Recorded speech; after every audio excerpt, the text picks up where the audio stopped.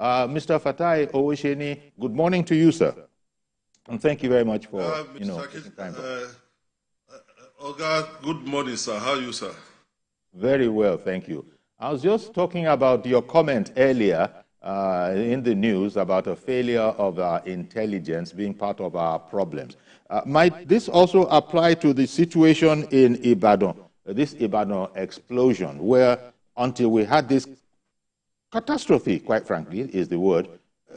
What can you tell us in that regard? Because people are supposed to be watching out, not reacting to things that have happened.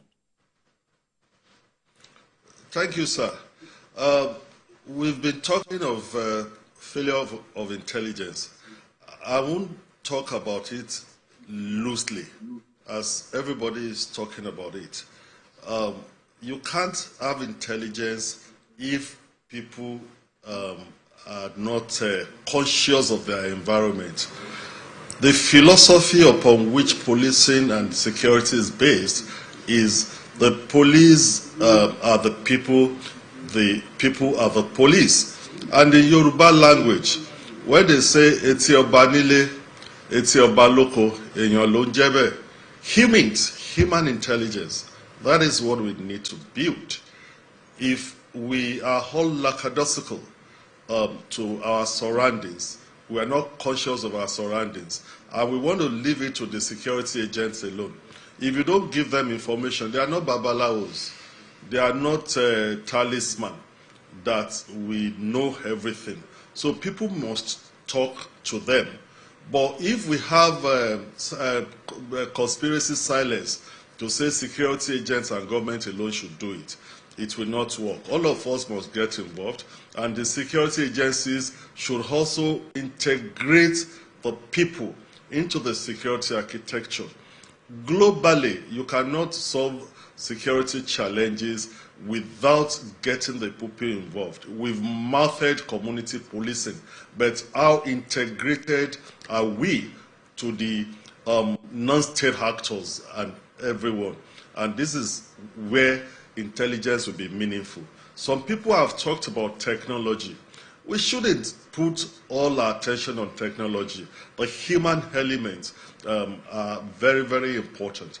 The situation we have in Ibadan, people had said, government failure, security failure. What have the people done? There is the Resident and Landlords Association.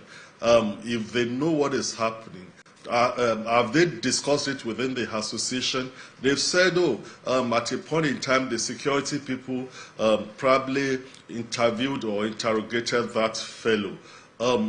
This is an area that you have emeritus professors, elite, a former deputy governor of Oyo State. They are powerful enough to ensure that people that houses are rented to, they watch them, what they do and everything. So putting all their forces together, no person, no security officer, we want to discountenance what is happening there. It's just about us taking consciousness about our environment into consideration. And this is how we can be solving problems like this. And of course, the agencies that are saddled with responsibility, they must live up to their responsibility. It is high time we re-examine the capacity of these agencies. Under the explosive ordinance law, when you buy explosives, you apply to the Federal Ministry of Mines and Power. It will pass through the Office of the National Security Advisor. The Explosive Ordnance Department, they're supposed to escort the explosives to the address that is indicated in your application. How much of that we do now? It is the overall decadence in this country. And of course, we must keep data. The truth is that don't let us fool ourselves. We don't have data. Nigerians don't have addresses. We've said this before. That is where you have to start from. You don't put something on nothing. We must put the foundation to be strong.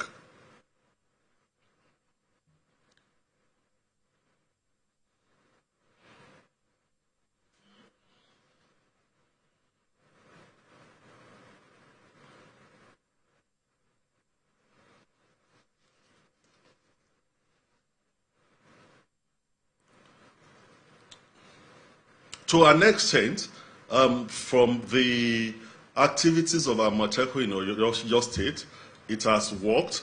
Even the other intelligence agencies, DSS, the military intelligence, it's worked to an extent. But for it to work perfectly all right, we must integrate our people, the grassroots. They must be free to talk to security agencies. I've been asked a question to say that, oh, people don't know where to go. People are afraid to talk to security agents. It is high time we stop giving such excuses. When people want to use the police or security agent for bad things, to illegally escort them, to come and guard their parties, to follow them and carry back, they know where to go. We've been in service before, we are retired now. We are amongst the people. They know when to call us to say, "Oga, I passed one way and people have arrested me." But when it comes to rendering civic obligation to the community, we will keep on saying that, oh, we don't even know who to approach. Meanwhile, there are various means through which intelligence can be spread. Put something in the social media, it will go viral.